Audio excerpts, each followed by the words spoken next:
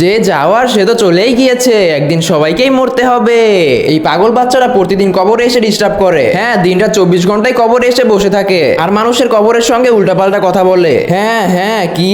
আরে এই পাগল কি করতেছে? জলদি চলো। আরে পাগল থামবি তুই? যা সর এখান থেকে। না না, আমি যাব না। কবর কি যেন বলতেছে। কি বলতেছে? এরপরে কি হয়েছিল সেটা দেখার আগে এই দুইটা ছবির মধ্যে যদি তোমার কোনটি ভালো লেগে থাকে তাহলে এখনই ভিডিওতে একটা লাইক করে দাও এবং চ্যানেলটি সাবস্ক্রাইব করে দাও। আর তুমি এক নাকি দুই সেটা অবশ্যই কমেন্টে জানিয়ে দিবে। কবর বলতেছে, হে মুসলমান, আমি তোমাদেরকে প্রতিদিনই স্মরণ করি, তুমি কি আমাকে স্মরণ করো? কবর বলতেছে, আমার মধ্যে অনেক অন্ধকার, আসার সময় নামাজের আলো নিয়ে এসো। কবর বলতেছে, আসার সময় আমাদের নবীর সুন্নত নিয়ে এসো, নয়তো তোমাদেরকে আমার মতো যন্ত্রণা সহ্য করতে হবে। কবর আর কি বলতেছে?